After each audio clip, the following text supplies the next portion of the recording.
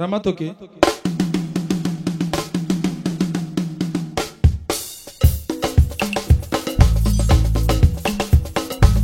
Parmi les champions, il y a toujours un champion.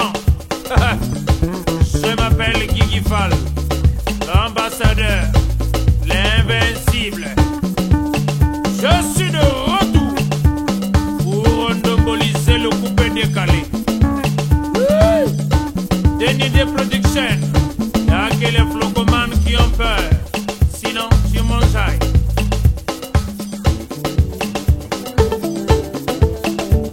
Allez, coupé, coupé. Vival, chaque jour à ton réveil, pense à ton nom familial. Viva les nouvelles lettres meilleures, pure et légère, les trésors de la nature. J'espère que tu n'as rien oublié, hein? Oui, on a tout. Et surtout Vival. Vival, c'est notre rang familial. Santé et bien-être.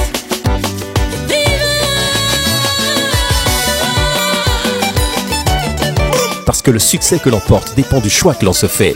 Vival, eau pure et légère, indispensable pour toute la famille.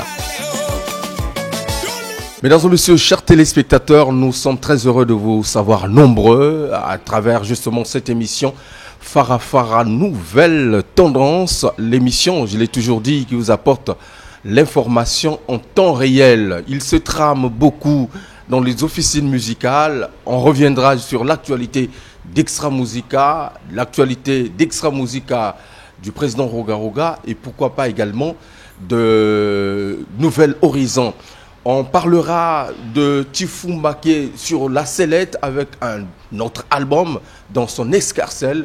On parlera de justement avec voilà, le label qui accompagne ce produit, John Mal Jones depuis Pointe-Noire, le président Lélie Makosso. La grande équipe est costaud. Vous le savez, derrière la grosse caméra se trouve justement Aude de Varese Dabira, Germain Boaka, le capitaine de l'équipe Ladouré Foutika à Libreville, permettez.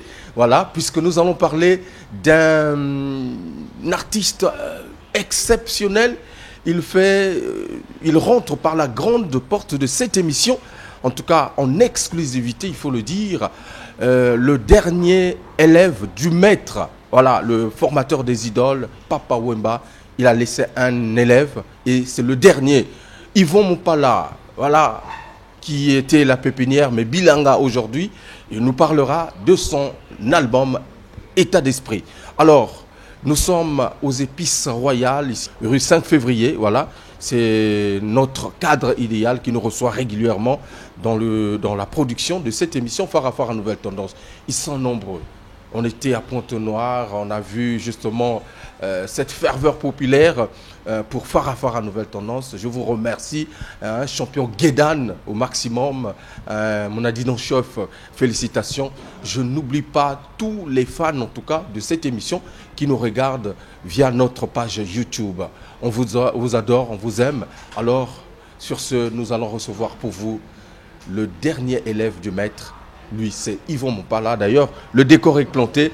Yvon Mopala, bonjour et bonne arrivée. Gel Décibel, merci beaucoup.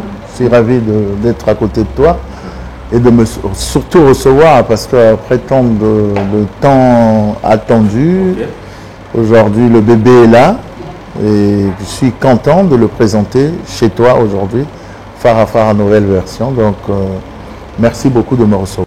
On parlera de Papa Wemba, mais par ton truchement, puisque je l'ai dit, vous êtes le dernier élève du maître. Togoko Tanandinga po batebele walinga pe ma solo donc il y a Farafara et comme appelle à niveau na bango. Alors pourquoi vous osez réclamer dernier élève à maître? Il y a Papa Wemba. C'est réclamé donc ils allaient dans le monde naturel. Moi na souka ya molakisi. Donc c'était vieux.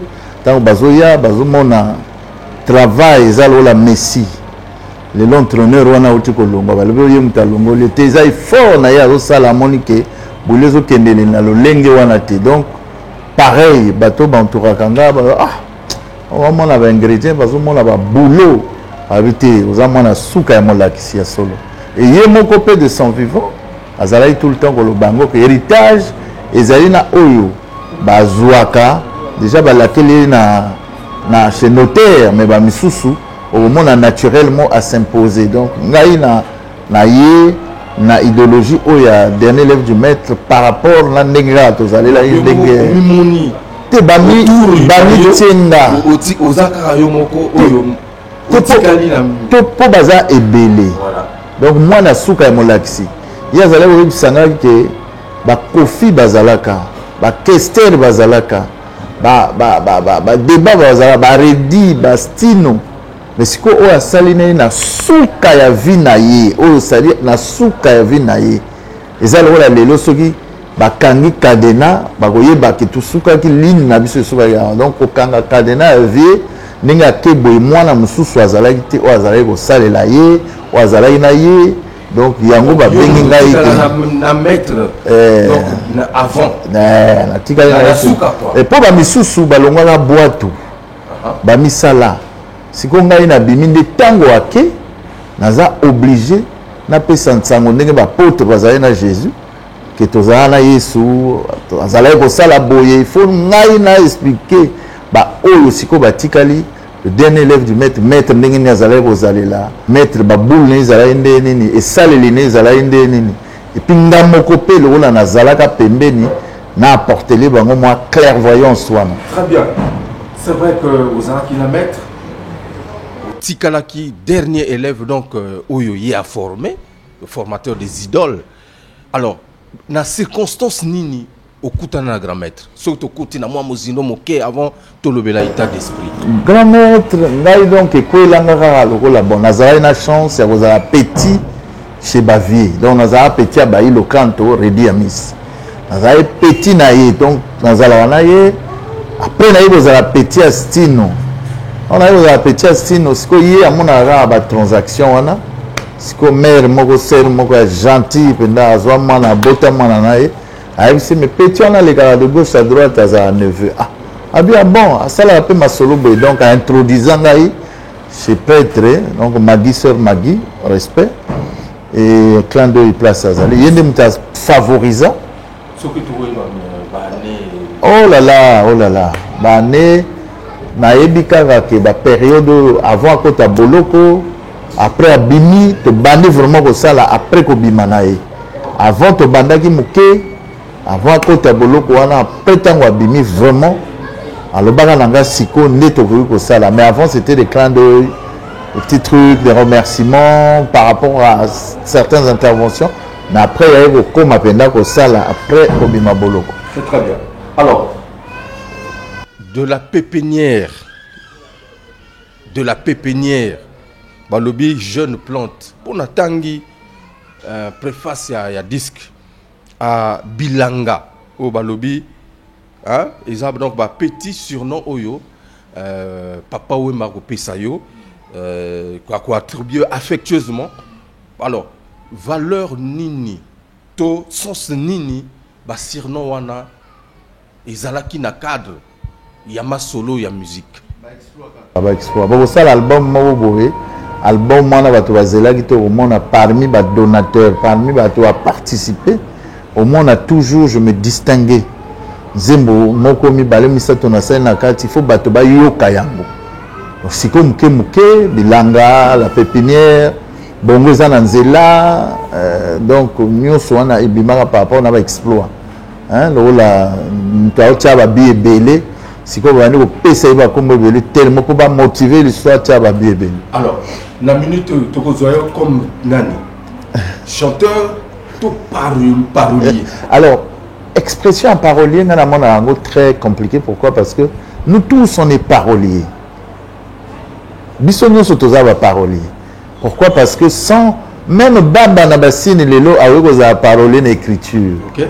Et donc ngai lo la nga ndenge na za boy na se réclamer parolier te na mi benga ka langa nzembo parce que langa ya nzembo parce que la chanson eza pona nga lo la moment mingi na lekisaka na vie na nga mingi ezali tant on a créé ka nzembo tant on a créé ba anecdote tant on a se fondre que na loyembo vraiment na se retrouver. Alors puisque tozo lebela papa Wemba ou travailler mingi aux côtés il y a formateur des idoles apport na yo ezalaki na cadre nini? Ba o bayebi ba professionnel bayebi ba topé ba profane pe bayebi o bazalai kolanda papa bayebi que apport ndenge moko bazalai koloba que tu as apporté à l'édifice Papa Wemba et Vive la musique à ta pierre d'édifice. Donc ma pierre, c'est ma contribution, ce que j'ai pu donner de moi-même, bah rendement au yabanzembo sala et marka. Donc yango pe mutu sali ke lelo ba benga ngamo na suka. Est-ce que tu as moi référence à ta moi de titre, c'est pas pour être prétentieux, mais tu as quand même que yo moto ou sala chanson oyo et ça la succès namboka chanson de fois to yembaka to yebete nana composango. Alors baloba so le boka mobile epesa moi c'est yebate. Mais na brava yango pourquoi? Parce que demande tellement ezala trop. Yemoko pe tant to zaye ça avec mission comme on a yona yemta sala bon. Donc il était ponanga Azali na benga na le passé té. Na le baka Azali parce que Azali toujours la preuve na sali album ayembaka na kati déjà na tienze momoko mais amususu ezali ba inédit prochainement nzambe soki abombi biso chaque album na kobimisaka nzembo na yemoko voix na ye kozalaka. Pourquoi? Parce que ayemba ebele na album nanga avant que tu ebima. Donc banzembo ezebele na lingaka plus balobela oyo na signa ba oyo na signate batu mususu bayebi ba se référent par rapport na ba masese. Si on a ça en zémoté sans moi les CC là parce qu'on a collé na ma CC on sent ma CC la proverbe la citation donc banze mon anga mingi ezala na ba citation pour na ko édifier moi moto alingi moi voyage na maloba ayeba ke bokoko na biso ki bokoko na biso ezali na vertu mingi. Alors ngana ngi na iba ta moi lycée moko ya référence. Alors, le moko mingi nazare koloba bon ezé belé mais na lobaki na en fait à chaque fois tant que ça banzembo nazalaka ko interpeller mais après kaka ko sutuka yebi likambo ayebisa ki ngonga lola na nzembo na lobaka mo lakisinzela ko kumba bana na bobungi te noki bakoya ko lakisa musapi ozana biso zala modèle.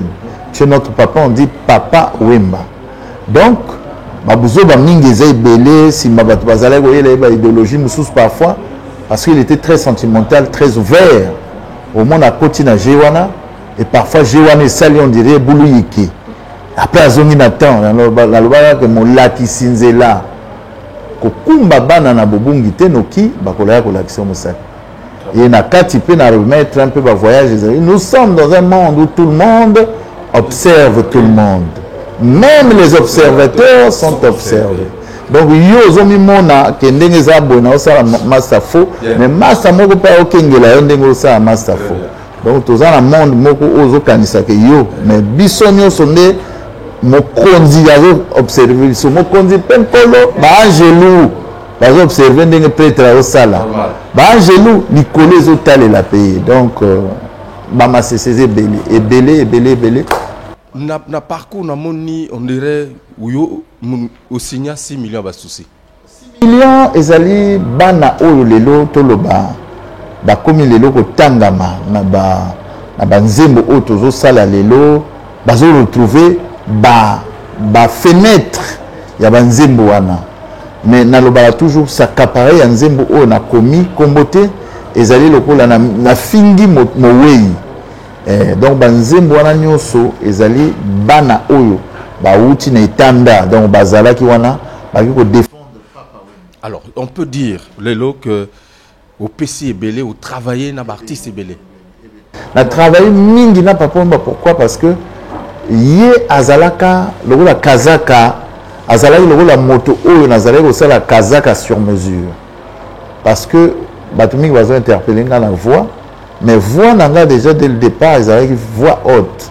Autant on a reçu la nzembo, il y a une facilité à côté de nzembo. Mais nzembo sous on a au bandango likolo comme on a eu à l'objet. Na mani penato tiango ka anase parce que il est pas allé au lula mingi ko yema nase parce que sa voix déjà ba yeba yemuta likolo. Donc nzembo belé la Jean-Paul Walter Jean-Paul Walter abandé là on a c'est on a nazalé bana Jean-Paul Walter lola katongo ekobetanga nano na mpongi likwelinga nazala likolo mais ya enango Jean-Paul Walter lola katongo ekobetanga nano na mpongi likwelinga lokola kaka ndoto ya baba ndenge nini na limbola aye kovandisa yango mais ngai tona osala nzembo ezalaki plus na ba tendance haute et puis pour na ye azala à l'aise donc banzembo ezebele oyo ezali ke esalama ke déjà na image na ye voilà ba parolier comme oboyi comme wana mais moto a lycée moto il y a esprit oye hein tolobaka bango bazala souvent sima ba ko bombama même balamo kaka surtout ki boye obimi naga dans grand jour lisolongo ibanineni lisolongo ibanda kala il me forçait d'accord à chaque fois on sala banzembo alobi bon il faut le faire il faut ça là il faut dire que je veux t'accompagner à part nangé bozala wana pour tout ce que tu as fait ou tu fais pour moi okay. Mais musicalement parlant nazalé on a toujours comme ce piège na kende na vraiment mambo banzembo na kende na tina ba disque tina ba spectacle donc ezalaki un peu moi bobangi moko boy mais il m'encourageait il me disait toujours que tu n'as rien à envier nzela oyo kesera lekana nzela oyo kofi lekana baba ilo balekani yango ndengo zolekana tu n'as rien à envier na mutu sala penda sala donc à chaque fois j'étais motivé de faire mais bobangi ezalaki nazala devant la scène parce que je faisais des chansons pour l'angaï quand je les réécoutais que Nazo Yokai c'était un plaisir pour moi. Nazo Sale la Papa Wemba. Azalaka moi Nazo la Papa Wemba la télé. Na komi ko sale la yé. Et puis ce qui na sale ni yé mutazo tout nanga awa ça va na komi na coach na ye na studio. Donc ce qui azo yé il faut talanga ceux qui azali content ou pas. Donc c'est une grâce. Alors, État d'esprit, c'est ton premier opus, album Nayo Aliboso, mais double CD que tu viens de signer. Alors, peut-être les gens vont te poser cette question, comment on a état d'esprit, mais pourquoi état d'esprit? Ah petit, ah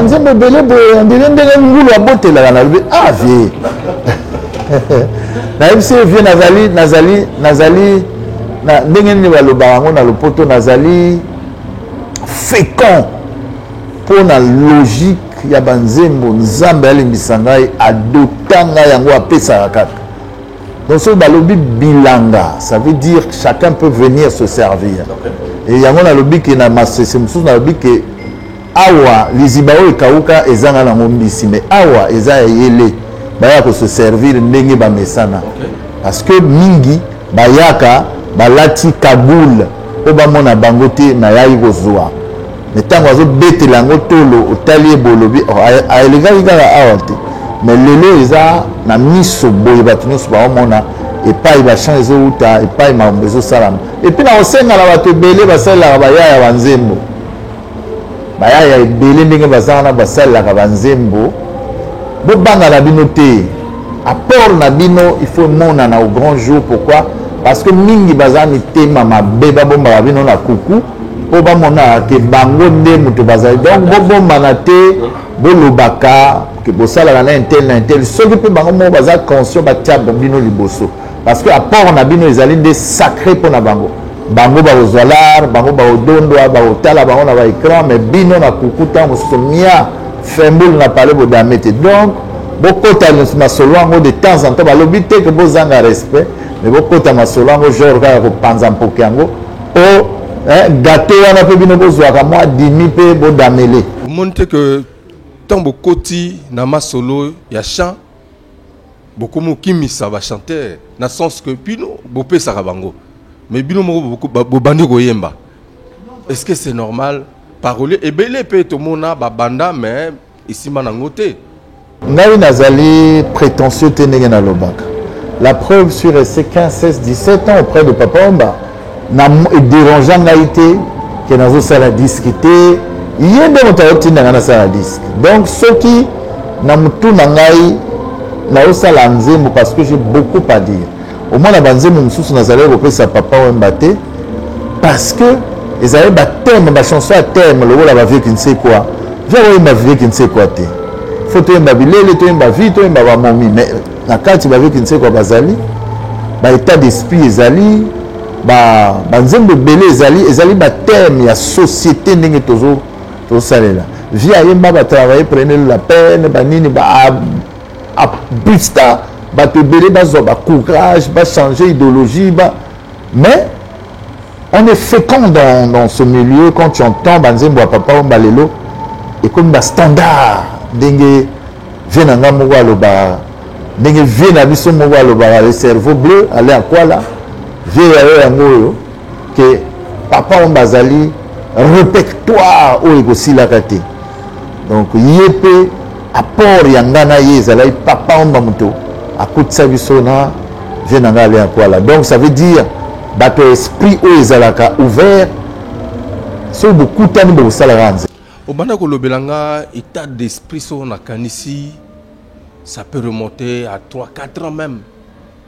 Mais j'ai l'impression que au Kembi mo moké pour bima Kembi par rapport à ma doute, on n'est jamais roi chez soi, aux alara, mon konzinambo, mon boyo, réuniate, bah, autres en bango, bazo mon alara que salé la vie danger, mais vieux mon na salé la otindanga, sala, nazana yo na appuyer yo.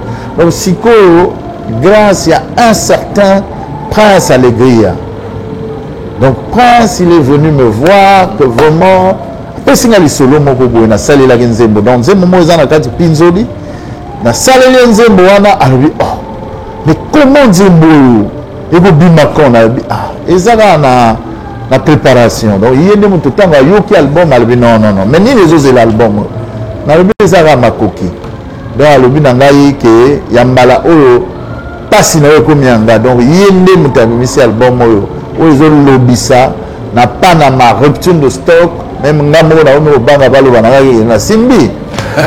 rupture de stock donc na niveau à Paris mais awa Moutazo Landabiso c'est vrai tozo komisa album oyo état d'esprit ils vont nous parler le dernier permettez le dernier élève du maître particularité à album oyo ezani particularité album oyo kozonga na rumba pure parce que rumba lelo ekomi naba traka naba makambo belé via le bar que kobosana lopango oyo eliesi yote ndako oyo eliesi yote la rumba ezali socle ya musique congolaise donc ezali rumba pure oyo ezali ke biso rotier oyoki moko ozala posa dans la cinéma quoi oleka na scène mosusu yango ndepe mayele ona zui pembeni na ye okomona te nzembo moko et se répéter le coup sur 16 on dirait qu'aucun n'a eu ils ont fait voyager au caca.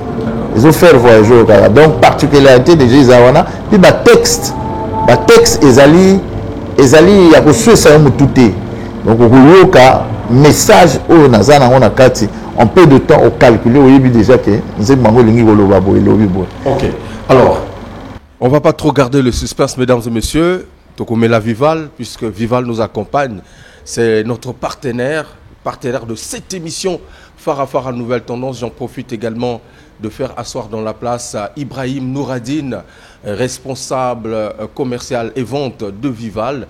Et pourquoi pas également Stevie, mon ami, voilà, qui me regarde de l'autre côté aussi de Pointe-Noire. Mandela, tu vas te retrouver, merci beaucoup. Mesdames et messieurs, on va donc souffler, on va vous proposer un clip. Le premier clip de cette émission, on va choisir Amour du jour. Amoureux du jour, permettez. Amoureux du jour. Voilà, extrait du 2e volume de l'album. La dernière chanson. La chanson de Foya Liboso, Yoke Nasuka. Comme le dernier élève du maître. Batouva, Moutobaponaki, bon, et puis clip na osa la siko na close. Na Paris P na osa la clip. Donc, siko nde. Na komi kosala clip ya album nyonso oyo ifale siko bato bamesana découvrir album bazosala mpe bachoix na bango ndenge bavideo ebele nazoyamba merci beaucoup pour les filles qui se sont accaparées de cet album. Au monde, on a bâti une vidéo. Et filles, moi, on a vraiment mingi. Avec que moi aussi, je veux faire une vidéo. Qu'est-ce qu'il faut faire? J'ai pas le CD. Naïmse maman, le monde évolue. Kota penda, kota na YouTube, au monde, ils vont pas là. Le dernier élève du maître. Pour nanze mono maman, bêta mon asima, boaka le lac anayo. Donc, si on a le but, je veux le faire. Mais nazo lingala, zo amongo salon, na kende penda bongisanga sou qui pona na mon en danger. Mais naïmse ça naturel. Donc, forcez notre maman. Alors, je vous propose donc Amoureux du jour, clip en exclusivité dans cette émission Fara Fara Nouvelle Tendance. Ça se passe aux Épices Royales à Poto Poto, restaurant où donc où il est aux Olia Badi ya moto, Foufou ya moto. Hein? Et cadre. Transdagé.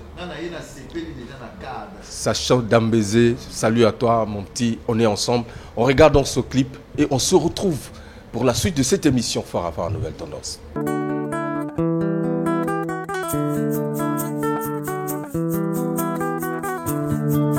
Ba maman ba maman Yvon Mopala Nabino Yo La pépinière Bongo eza na nzela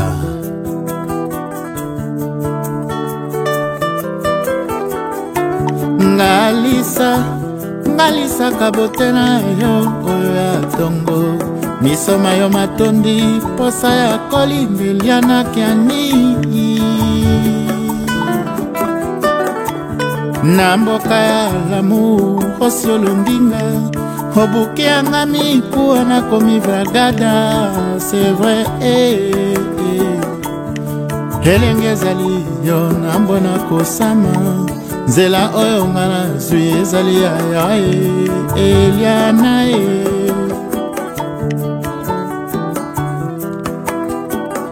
Senegal alula likasu yanga na luliwe Dinero na poche zero menako Tingama ya Tingama ya suka Diki na matoye za batanda c'est l'amour Tu es une graine que j'ai plantée pour ébouter Oyo jali bilei nanga ya lobiko Eliana Mbisi mboka na yebale kasi asukaka pe na nzungu Yayo ya kosuka na maboko mangaye bébé Amoureux du jour Amoureux du jour Amoureux du jour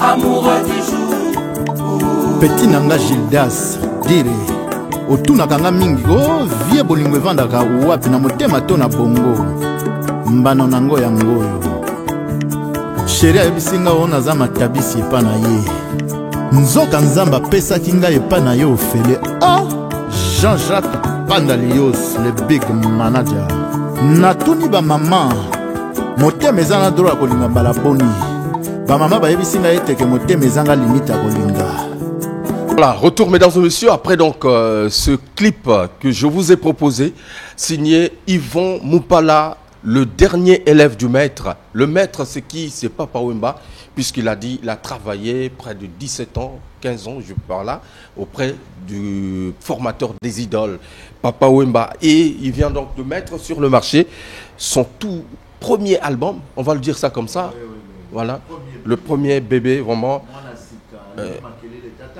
Un parolier qui chante. Après avoir beaucoup d'artistes. Bazali Belé, Bako se retrouver, oh batanga ranga été, baza obligé siko batanga ranga. Master oyo to Kemba, oyo to Zalaka, vie du prochain et botama pona muto avandi awa. Po elekana na maboko, Fofana muladi. Bote na yango wana. Oba master oba tanga rabaninga ti mais hier azo tanga bino na pétenio sans complexe. Très bien. Mais bato balubaki que oh non ils vont azaka ka salaka na bandeko na biso ya RDC Mais là, je découvre qu'à Brazzaville aussi... Et là, je viens de signer un morceau avec Quentin Moyasco. Président Yewana. Basé Belé, petit Nanga Dagoson. Ayara Robeta Koko, mais pas producteur. Il dit que vraiment, il faut ça, la petite Dago, assis à Meka Soupe, il y a palais. Donc, basé Belé, Mekaka, Meka, Misusu. Au moment où il faut ça. Mais Eza Boulot Moro na Congo Brazzaville, j'ai l'impression que Yebani Mingi Mingite, on est les artistes congolais ont peur. Bazoua Kande Babombe la Rabino. Bazoua Kaibele, Master, Ndenge Bozana, Omona, Master, Azoua Kaneta Moussakati Kin a Zui. Pour Baya Ebele, Baoma bosser par rapport à l'image à Kin. Bazoua ba parler à Kin, Baokome la Bango, Baokome la Baya en face, Baokome la Bango, mais Dingungi. Avant de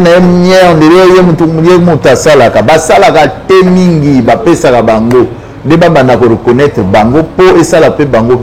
Mais pourquoi beaucoup me revendiquer, reconnaître Bino?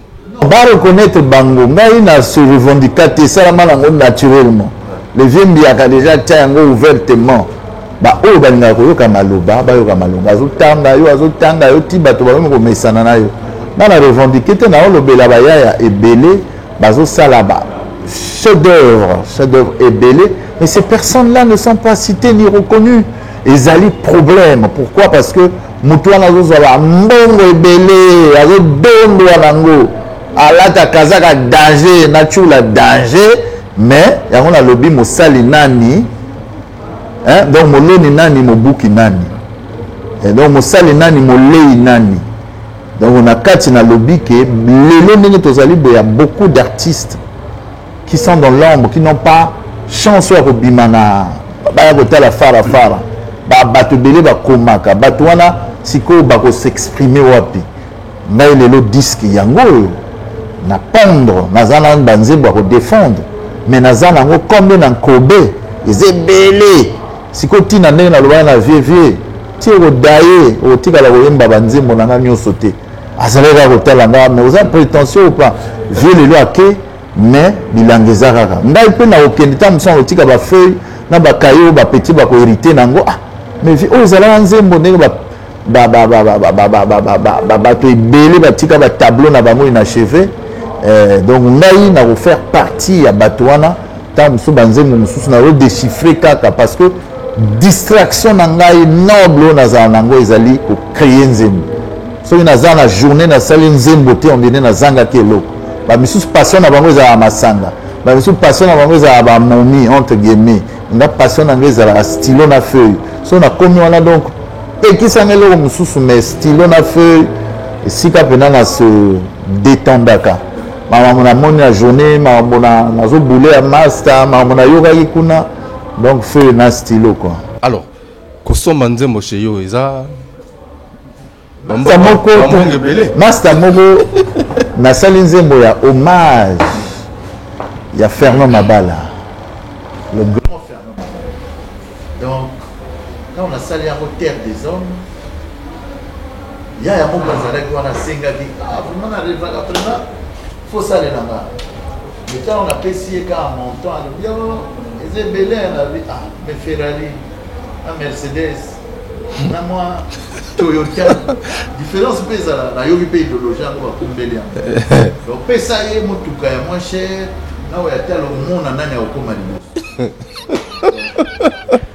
ils vont mu pala bilanga to benga la pépinière to bilanga ça c'est intéressant na kati émission. Alors ba collaboration na kati album oyo utsalina nani parce que yo mo oza parolier oza moyembi. Alors, on va accompagner Banankini, to ya Brazzaville. Matanga mutaye bana. Donc ngai na sala matanga na lupango na ngai bato ke beli donc na pekisa mitoye ya kontani sana. Donc na album na ngapo nyoso yaki ayaye ko soutenir dana. Donc baya ebele bazali na basolo mona matanga ya mutaye bana. Bayaka ebele. Donc album ya mutu oyo asala ebele bayaki ebele donc moyen ko ya les sabango bango mota musupe ba memeli ngai apona ngango mais natikali kofuta musicien te ke mais na conscience nanga oyo ezalaka soki naza nango moi déplacement omona bamosusu baboyi bamosusu balobi ke nayai kotalisa donc na matanga moto ayebana. Mesdames et messieurs, en tout cas, on va encore marquer une pause dans cette émission Farafara, nouvelle tendance aux épices royales ici à Poto Poto. Alors, deuxième titre, Consolateur. De album, non, CD numéro 2. Non, numéro 1, voilà. Deuxième titre, Consolateur.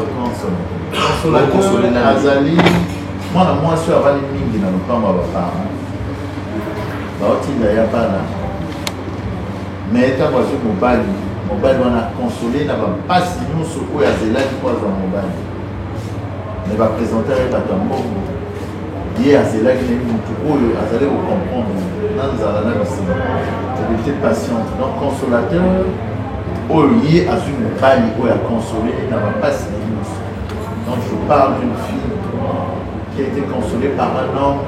Azo orienté la tête maman sala bonité maman oza obligé de attendre un peu pour pas nous la retenir quand bananga to mati sika donc lié à comité na papa na oiseau rendre à son sœur wana consola. Très bien. Mesdames et messieurs, on va regarder, question pour moi également de saluer en passant Jodel Ekoudi, le maximum, voilà, je n'oublie pas, voilà, Christian Mokito, Linda Lala, la main puissante de Allah, Dini Abdallah, c'est pour vous. On regarde, Consolateur signé Yvon Mopala. Oye, Kwenyo, ce n'est pas l'abondance qui fait la richesse, mais c'est l'excellence. Dani Ayayos, Oka, Louis XIV Louemba, bébé Chérita, qui a Prince Clara.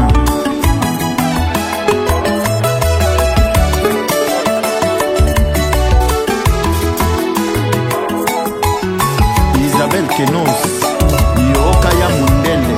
Na salama kasi povi nanga ebonga kelasi nalandaka na koka te o papa na mama bakolisanga na mawa papa kolisanga na banyama ya zamba tongo pokwa mama senzela ya bilanga Yaya senzela ya kopepa bambisi ye o bambisi ye o bambisi ye o bambisi na se ya mayo Keita Kulama Carnaval Casino Koliana tongo na midi pe na pokwa Yosa se bozi ya tata na mama Alex Fumusi Bendele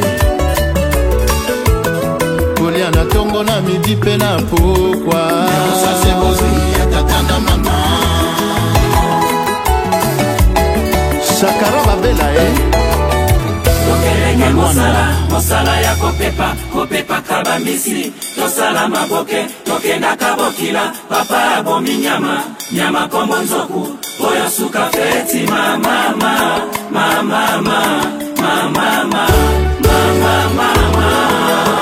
Baritukulu yebisa bamoke lolendo ya ngulu esukaka obele na mbeli Pasteur Francis Lola charisme kaka papa balisinga na moto ya mbongo mitema na biso mikokani te o nalingi nanga oyo motema eponi ye o ngai mwana mawa ya leo basi namonaka bana bamwana esila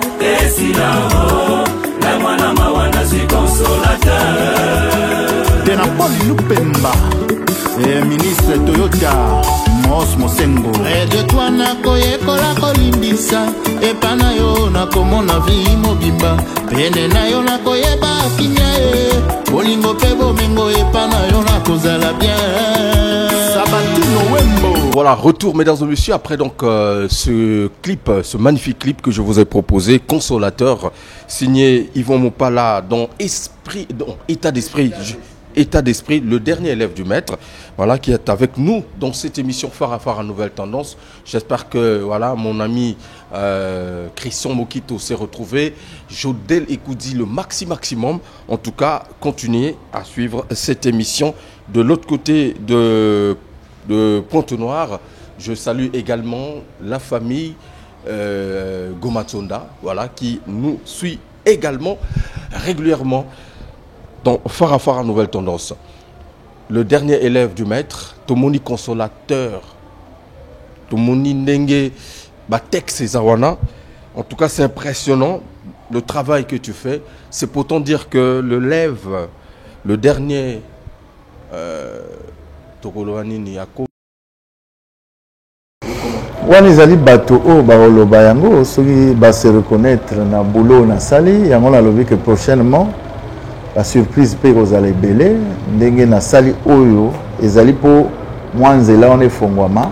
Je remercie Mitsi Tingani na ndenge apport na ye amemi na album oyo mais j'ai 30 Quentin Moyasko Guigui Fall baza ebele boyelinga moke oyo komi monene lelo bato bazo sepela nango parce que baloba eka kin ka te braza pe baza ebele ba participer abdon mondele ndenge ozala olala te pona obongisa album oyo lelo résultat yango Pitchens Camilo na ndenge vraiment effort personnel osali na mix na nyoso ba Olivier Timanga ba Verigo Star aboya iko betela bato maloba ina kwa assister yo na matanga na yo ndenge na matanga mutayebana bato baya kebele donc fête ezalaki lokola mutu nyoso oyo ya ba Luciana Balukanta maestro ndenge na port na yo donc ndenge bino nyoso boyila kinga vraiment na boulot ndenge na sali na ndenge nazo présenter yango. Je voulais vous dire vraiment merci de fond de cœur na oyo bo apporter na album oyo et puis na lingi lobby botika ngaité tant so boloba o to assister ki akoma ki arrogant na arroganté mais na répondre na ndenge Vogel décibel alors tout na mituna mais je suis pas prétentieux ni orgueilleux, c'est les parfois des journalistes qui nous emmènent un peu na banzela mo boy na poser question babe toko yango na lobby que tango mosusu mais na minute on a monde na yoki oyembi lokola papa Wemba. Ah bon? Ya onze mwana mingi na état d'esprit na lobby ebele memoke. Linga linga linga yelele moninga. Linga moninga ndengo milingaka. Yo na mpasi ngala mpasi nani akosunga moninga. Oh belenza kombao. Yone sengo ngala mpasi mais pourquoi tozo tambola mokili yango bongo linga linga linga ele vogele linga moninga ndengo milingaka siko boyeta na oyemba na tema na monoko te mais bazoyoka lokola le mkuru muta oyemba c'est ce qui est fou ba formé yo na ligne na côté un peu moi moqué na nyoso oyo grand maître le formateur des idoles a pesina yo ni na makasi oyo etikali eza mongongo travail na ponctualité ndenge nazala koloba banzembo ebele nazala kosala au moins 7 feuilles ye aloba inanga kata awa nzembo 7 nzembo moko ekoyi kozala 7 feuilles akomisaki yango 10 nzembo. Ah oui, mais vie. Maloba, non, on va parler peu fort. On a vraiment Oloba. Ndambo, mais costaud, voilà. Alors, naïbi que poto na Afrique, ou que c'est Zali, n'a toujours mon appel réalité en mon masolo. Oui, que na niveau ya poto, basso maradisque. Mais en Afrique, moko kaka piraterie à TV. Bon, ndenge na yoki nazo yoka ngo na ba clé USB na lobi. Mais tant ndenge ni neko na ba clé USB déjà. Donc c'est ça le drame de l'Afrique. Na Nigeria ba koka ko bongisa likambo soko pirater étranger ba okanga te mais soko pirater kaka Nigérian kuna Nigérian moko okende bolo ba 10 ans. Donc ce qui fait que les Nigériens, et belé va l'art, va pirater produits na bangoté. Donc les lots, je comprends, prix d'achat, tout des revenus à bateau, mais le musicien vit qu'avec son art na yende mutogoli ça. Yango moni na boy na musicien matolo. Oya ozela na ya sheke na lela ndenge balela pardon oya te. Botinda na ozwango na odamango mais on a ya kokoko rien. On a s'efforcer dans un musicien ya matolo te. Donc moi standing ezala na ku famille te on a ya olelela baya te lobby au mona. Awa au mona cousine na pala comme si momi na epoka na matolo. Na boy yango. Donc pour ça l'effort baya pour ça la musique. Pour le capé l'art ou ezali que vous avez mondial musicien te. Pour yango ndem to quitte sa musique et aussi comme ils sont diré kaka musicien à mondial éternel. Non. Pour le capé na kuzu pour ba condition de vie à l'améliorer. Pour disque les autres comme les sous ndenge zalate même en Afrique les gens n'ont jamais acheté les CD sauf ba cassette yakala. Mais na poto c'est vrai que nous retrouvons Fnac ezali ba tirage les autres ça la maloko la lelo, je suis fier de le dire, rupture de stock. Parce que c'est des otambola na France mais awa nani na koti na cadre wanati. Alors togoku tango wapi disque na yo disque ezali na Fnac et si la ndamwana elaki bango donc awa na plateau de 15 ans boko zoyango et pas ba disquaire pe ezo ya muke à compte goutte fan club surtout fan club il y a état d'esprit ezali ils vont mon pas là président Zos yende mutao kende nango na baba sika o ezali que il faut bato ba retrouver yango pour bato belé demande des belé c'est vrai qu'on peut pas satisfaire tout le monde mais tout ça l'effort motu nyonso asimba on a maboko azala nango o ba misusu ezala banzembo te balingi ba toucher loko wala ah motu yango yo donc c'est Cindy là-bas Sandy dans la rue Mayama et pas fief ezali mais bisika ezali belé tozo tia pour bato va se retrouver son CD facilement. Alors, c'est-à-dire que la présentation au bêta nous les taux. Nous les alliés à Makila, donc déjà recrutement Salamaga Bandakala. Ah bon. Enfin c'est mouvement à Brazzaville. Avant Marc, partez. Donc les bazana kanda et bêta. Bazana kanda moko mais président toujours c'est là. Ah, n'a pas président. Nakambakaka. Club. Fan club donc boyaka. Présentation fan club yango. Fan club ils vont pas. Ba kolo masolo. Vous soutenir le président puisque comme président pour outi poto comment comment on anime mon ami. Comme on a ça Christos Bakekolo. Na vraiment fan ya Yvon Mompala. Il y a les lotos yakala. Te yakala. Parce que il y a bani oyemaka lelo ya komi fan nene. Te yakala avant oyo azalaki nani ya bisoko yemba nani nakala. OK. Donc on est. Non, ça va. Ga comme on a Sylvain Mukasa. Liboso d'abord, Ali grand frère na biso ya quartier. Hein, grand frère a mon biso ne tozoko la biso peto moni ya ndinga zokola. Donc musique na e bandaki depuis kala. Hein, ça fait un bout de temps avant qu'il aille même en Europe. Donc voilà pourquoi nous sommes derrière lui pour le soutenir. C'est un musicien qui est reconnu. Bon, bato misuba ko baté que no yé ali parolier. Mais ce ko yemba, ayemba na depuis kala. Ben siko ndé akanisi yemoko abima, Alexa Mosala na ye oyayebi, bato misuba ba yebakati. Donc voilà pourquoi nous sommes là pour le soutenir. Alors, na minute yo stratégie zandeni, toko dévoiler peut-être, mais to yeba moi moké, nini bino bokanisi ko sala pour na président Yvon Mompala. Bon, mais stratégie voilà toko lo batende ko lobi. Mais sauf que quand Joabiso en tant que fan club, il y a Yvon Mompala, tu allais na avenue Mayamaya, rue Mayama goudronné, na cinéma ABC. Pour certains qui connaissent le cinéma ABC, même si ça n'existe plus. Donc, toi, na maison informatique, il y a président Sandy. Elle est sécologie, donc, on a affiche, il y a présent, ils vont m'en parler, Tezalouana. Ouais, les gars, ils ont contact Nabiso. Donc, président, a copié sa numéro. Président, ouais. 06 842 44 18. Oh, Balingiba Kota, est-ce que vous avez déjà. Ba membre beaucoup qui déjà. Te to korite to zela moto tout ayaka. Moto tout. tozozela ye ayaka afanda na biso to soutenir vraiment ndeko na biso to soutenir président na biso. Voilà. Beaucoup soutenir peut baninga mosusu donc botiki bango quoi. Eloko ezana ngonga nango. Eloko ne eloko pe ezana eloko nango. Donc wana pe bango biso pe biso. Lokola ba lobby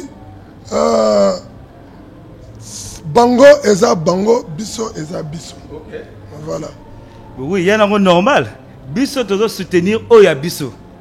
Bato wana peso balingi bayaka ba bakisa ma esika na biso. Nzela polele porte ya polele motonyo sakoyaka. Donc ya bongo. Na biso na Afrika wa tozela ka président asala. Mais na baninga to monaka de fan club esaka président. Bino ba neni bo.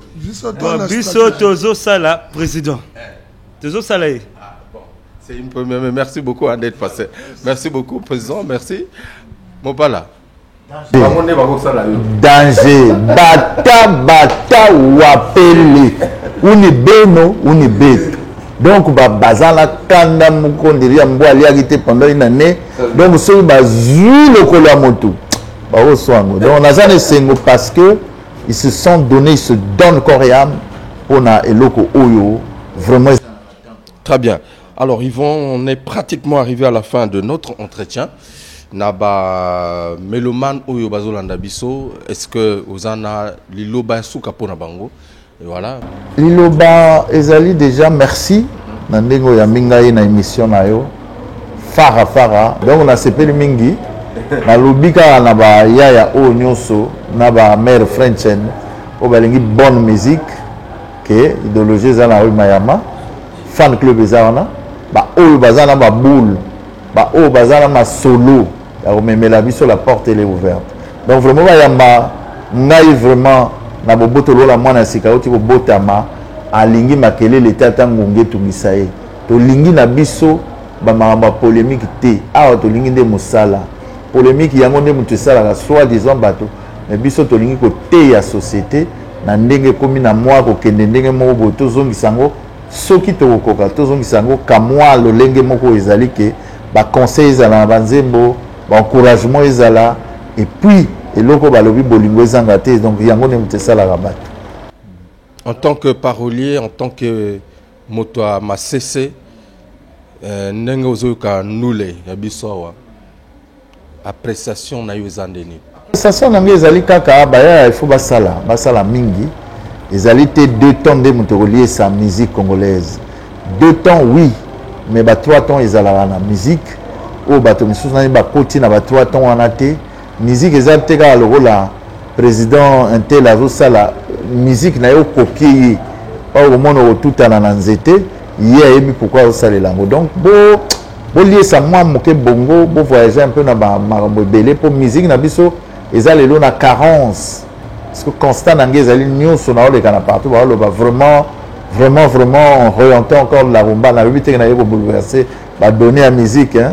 Mais vraiment bayaya tozongela ko bosser pour en face pendant la kini ba osakanate ba bosaka donc bayaya bozongela boulot bo sala nde tant mususu zo yo kolobi ke ba potentiel ezali mais parfois bon encadrement donc binope bato o bozana moi ba moyen bo miser na bato oyo bazana ba talent na bango pour lobby musique oyo ya Polo Kamba etika la race mate. Il y a Vienanga, Noko Nanga Nzongo Soul, Théo Blaise Nkunku, et ils sont toujours au top. Parce que Yango Yalou, Yulu Mabiala, Yango Nemuto, Socle, Pamelo Monka, va ressusciter un peu à Moana musique ou Bungari Moke. Donc on a même pega à moi Pierre Nanga édifice, la musique congolaise, où ils allaient, qui est Nako Salaka, sur une zamba batelinga, apporter un souffle de vie, parce qu'il y a des zambes, il y a des mokonzi. Donc ce qui a apporté la santé, on continue au salon. Ok, merci Yvon Mopala d'être passé dans cette émission. Merci de découvrir l'album Oyo. Mais, texte Moussou Pays allé à découvrir parce que tout c'est en côté. Quelques titres en tout cas très intéressants. Donc je vous recommande cet album, Nenge à Lobby. Après ce numéro, vous pouvez le contacter puisque l'eau et Moussou Sezoya. L'eau Moussou Sezoya dès lundi, tu vas l'eau. Oh Moussou Sezali qui est toujours la kuna de l'eau. bayaki déjà par Syriac Basoka depuis France, ayambaki déjà moi le distributeur Cornélie Malongi bayambi, donc bazo tindelanga yango awa po ekota kota na bisika oyo ezangi na kin kuna pe na victoire les gens sont tunaki silaki, c'est vrai que oyaki wana esilaki mwa moke. Je suis content d'entendre ça. Moi 100 200 yaki esilaki tozozela mususu ya po va continuer aussi l'album oyo na maboko, va continuer à consommer yango. Merci beaucoup Yvon Mopala. On va marquer une pause. Peut-être oui, salutation est belé, ya o ndenge bazo encourager. Donc son excellence allait en quoi là, Botena yango wana.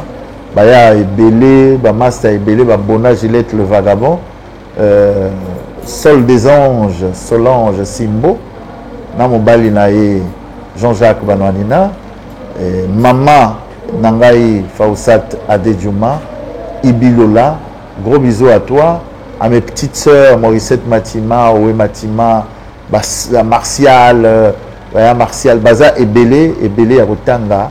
Et puis en France, je fais un clin d'œil à mon producteur Prince Allegria, Nandenge, les Cambo, Toloba, qui a Koko et Komi Somo, Yomo Rezole Kelayo, mais la Kakayo ke, Ogo Simba. Poche na ota mususu ko tanga mbongo na poche na ko qualité que zali vont mpala mutapesi, donc na sepeli na ndenge yo moko yebisa nga ko mpala ndenge na ko mbongo na mbongo, donc bossa na pe ko pesa o yanga ete hein. Donc le sac yango ba filature ba tunyo so apesi bino mbote boza ebele Priscilla, bisous à toi. Donc ba tunyo so apesi ba mbote pour n'abo continuer Rolanda Fara nouvelle tendance pour awa somo muto na yeba ekala maintenant on a évolué kaka donc yangwana na linga vraiment na lekala no awa ba mona que vraiment ma solo za koto. Bilanga, merci d'être passé. Mesdames et messieurs, une pause avec Vival. On va retrouver les informations de cette émission Fara nouvelle tendance et puis je vous dirai au revoir.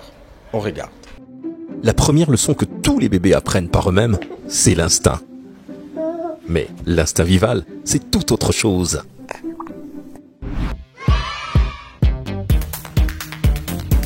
Pour faire le plein d'énergie, pour être fort tous les jours et grandir en bonne santé, moi je bois Vival. Pour faire le plein d'énergie, pour être fort tous les jours et grandir en bonne santé, nous buvons. C'est bien conçu pour toute la famille, les jeunes et les vieux, à chacun son choix.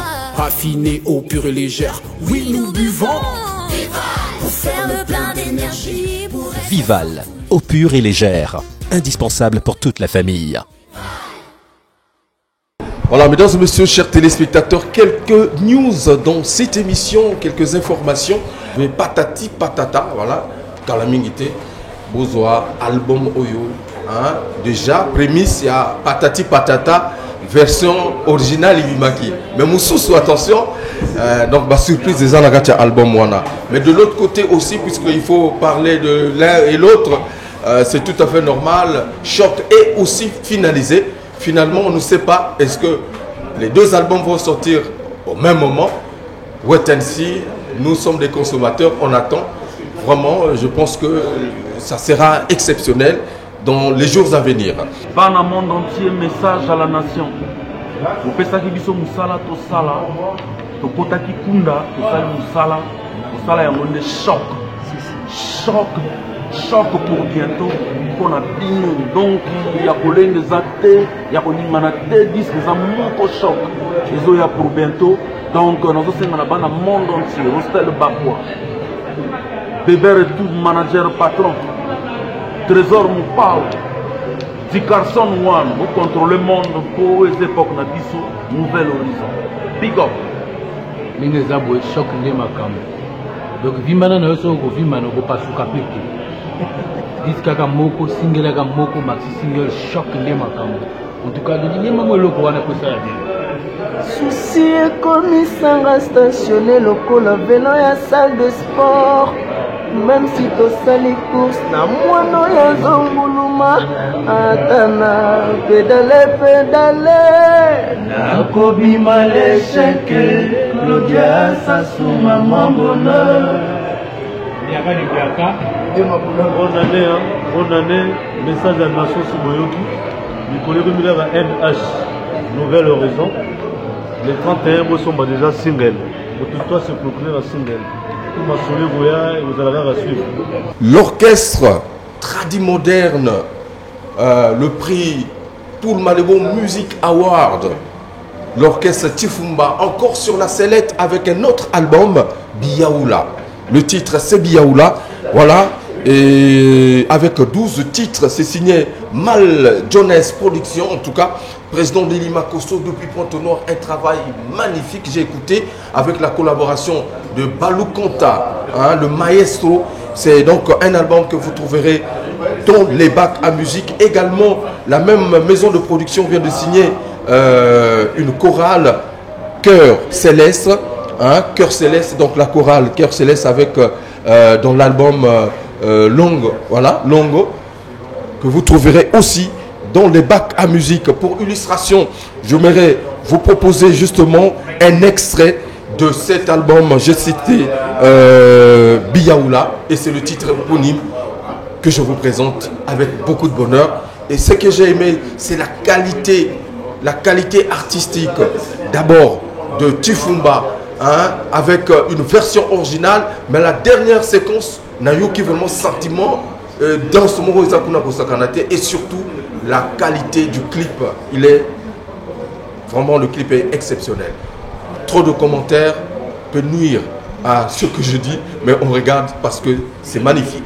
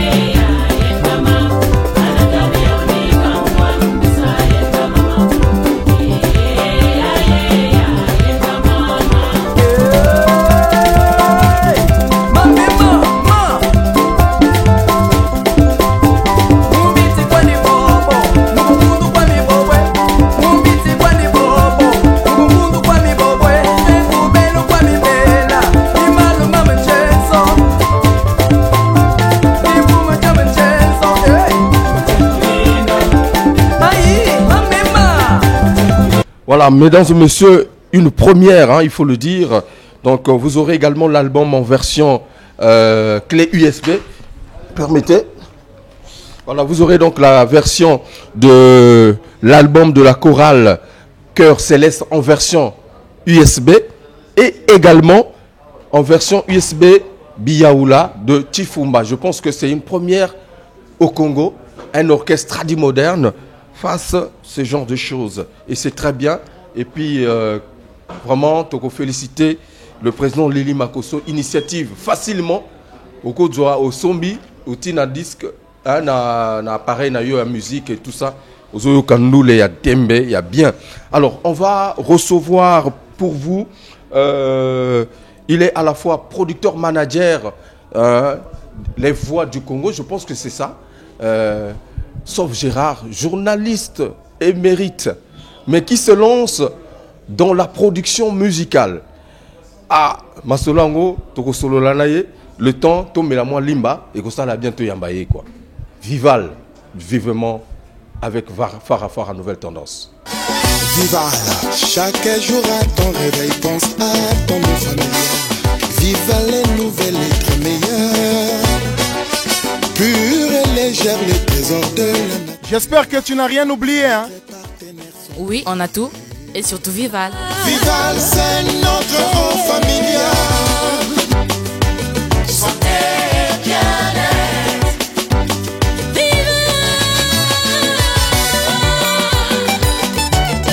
Parce que le succès que l'on porte dépend du choix que l'on se fait. Vival, eau pure et légère, indispensable pour toute la famille. Voilà, mesdames et messieurs, toujours ici aux Épices Royales, le restaurant qui nous reçoit régulièrement. Voilà, je salue en passant mon ami et mes fidèles, les moyens généraux. Tous les jours, vous le trouverez ici. C'est un garçon bien et gentil. Alors, Toko Yamba Ponabino, Oungan a présenté tout à l'heure. Hein, je ne vais pas aller en lingala parce que lui parle plus français que le lingala. C'est sauf Gérard, permettez. Il commençait déjà à trembler là. Bonne arrivée mon frère. Ben, merci mon chéri. Oui. Alors je l'ai dit, producteur manager des les grandes voix de la chanson congolaise. Alors, on en a écouté, ces genres de concepts ici à Brazzaville. Qu'est-ce qui se passe encore? Les grandes voix là sortent d'où? Toujours du Congo ou d'ailleurs? C'est bien dit, Vogel. On a bien dit les grandes voix de la chanson congolaise. Voilà, donc c'est Congo Voice. Congo Voice, ça se présente en anglais, mais en fait, il y a une déclinaison française. La déclinaison, c'est les grandes voix de la chanson congolaise. Okay. Voilà, donc c'est un concept qui vient de naître, un concept que j'ai créé pour naturellement présenter certaines voix qui vont certainement peut-être faire le distinguo, mais progressivement, nous avons une très grande voix. Roger, il faut dire que déjà, Lumière d'Afrique avait un champ plus large, donc qui s'étendait sur les deux Congos, et sinon qui s'ouvrait sur le panafricanisme. Mais aujourd'hui, Congo Voice est sur un champ qui est totalement national, c'est-à-dire nous mettons en relief les talents congolais, uniquement les talents congolais. Et lorsque vous regarderez le travail qui a été fait sur Empreinte, c'est un travail qui a été fait par des Congolais, rien que des Congolais. Les grandes voix de la chanson congolaise. Voilà. Et c'est donc déjà sorti ou voilà. Depuis le 20 décembre 2019, l'album est distribué par Believe, qui est un grand label français, n'est-ce pas, numérique, de distribution numérique. Donc nous avons signé avec Believe. Et donc depuis le 20, cet album est présent sur toutes les plateformes de téléchargement. J'insiste sur toutes les plateformes de téléchargement. Il suffit d'aller, je cite un cas, sur Spotify, sur iTunes, sur Deezer et autres, Cubus, Premium, que sais-je. Vous avez l'album disponible. Bon, maintenant, pour ceux qui viennent bien s'amuser avec YouTube, également sur YouTube, sauf que YouTube ne présente pas l'entièreté de l'album, parce que YouTube, c'est juste, nous a présenté 9 titres au lieu de 10. Voilà. Donc, voilà, l'album sera présenté déjà. Le CD sera présenté, sera lancé, je dis, officiellement, le mercredi 22 janvier, c'est très bientôt. Donc voilà, le mercredi 22 janvier, dans la grande salle, donc la salle Savorgnon de l'Institut français du Congo, ex-CCF, à 14h30. Et nous aurons comme présents tous les artistes ici mentionnés qui vont nous faire du playback pour présenter l'ensemble des titres que nous avons dans cet album. Et il n'y a pas encore de vidéo pour ça Nous sommes dans la démarche déjà de tournage des vidéos, des clips, de façon que nous ayons disponible et la version numérique et la version visuelle. Ok. Alors donc pour celui qui veut consommer justement la bonne musique, actuellement... Nous parlons du retour, je dis bien du retour de la grande rumba. Okay. Parce que nous avons une rumba, mais lorsqu'on aurait écouté Empreinte, on comprendra pourquoi nous insistons sur le retour de la bonne rumba. Donc vous avez influencé justement un peu vos textes et les mélodies? Pas du tout. Il y a une particularité après Vogel. Lorsqu'on aura écouté Empreinte, on comprendra que tout à l'heure tu as cité Cheryl Gombo. Okay. Cheryl, on connaît le style de Cheryl. Okay. Mais la particularité ici de Cheryl, c'est qu'elle est dans la rumba. Et sauf si ma mémoire me trahit, je crois savoir que c'est la première fois qu'on écouterait Cheryl Gombo dans la rumba. Et une très bonne rumba. Vous m'en donnerez des nouvelles. C'est très bien, merci Sauf Gérard. Peut-être un dernier message à l'endroit des téléspectateurs, surtout avec Empreinte qui vient de rentrer dans la gibecière des albums, justement à thème et les albums à écouter, voilà, sans modération, on va dire ça comme ça, puisque déjà on retrouve des grandes valeurs de la chanson congolaise dans cette compilation, hein, des voix. Alors, un dernier message, sinon aux mélomanes qui nous regardent. Ben voilà, il faut s'approprier donc Empreinte, voilà. En tout cas, c'est s'approprier Empreinte parce que c'est la bonne rumba et la grande rumba congolaise et c'est l'écoute des textes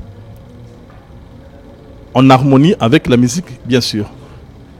Merci beaucoup. Merci. Et surtout, venez nombreux pour le lancement du premier opus de Congo Voice, les grandes voix de la chanson congolaise. Merci beaucoup. En tout cas, les épices royales étaient à l'honneur cet après-midi, ce soir, puisque c'est ici que nous avons réalisé cette émission avec la grande équipe qui nous accompagne, mesdames et messieurs. Un mort ou vivant, Atako Aliami, Ngolo Akabwanaka jamais Namaï.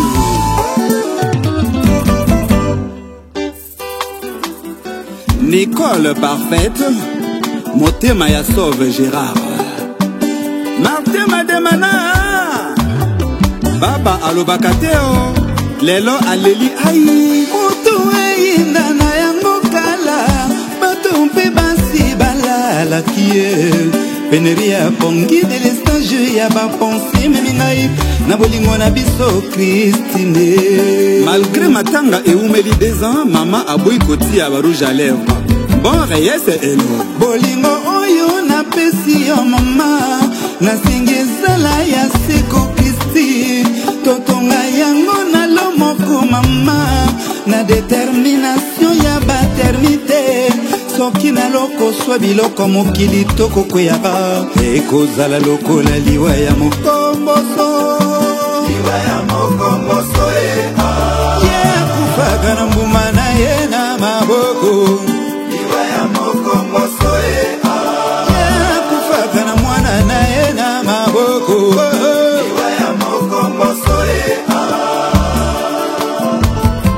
Kana Asuolo oyo ya Melissa Okemba, Dr Mangasa Ndoso, Leli Makoso Ino Mwanza, Nazui Mapapu lokola Angelue, Nakomio pepa pepa na mapata, Nakomi lokola nyamoyo basuye, na nyama mosusu na suka wapye, Nani ala kisanga inzela na landaka, Ede Felix Gomote yanga na yeli, Miliwa ya mokomboso ye kufaka na mbuma na ye na maboko liwa ya mokomboso baina kufa na Kristina ngana motema liwa ya mokomboso.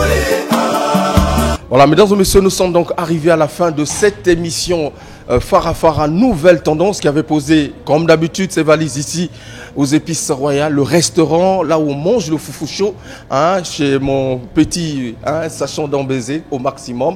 Et donc, la grande équipe qui vous a tenu compagnie était donc derrière la grosse caméra, Aude Varese Dabira au maximum, Gervais Mbouaka toujours au maximum, l'adoré Foutika, le capitaine de l'équipe à Libreville, salut. Et je n'oublie pas tous les fans de Libreville qui m'envoient en tout cas des textos. Molo, molo, molo, on vous aime, on vous adore. Et donc avec Vival qui nous accompagne désormais dans cette émission, merci beaucoup. Et donc moi je vous retrouve quand? Vous connaissez, hein, le jour, c'est dimanche à 12h et jeudi à 22h comme d'habitude. Donc Farafara, nouvelle tendance. Alors je vous dis au revoir, à très bientôt. Ramatoke.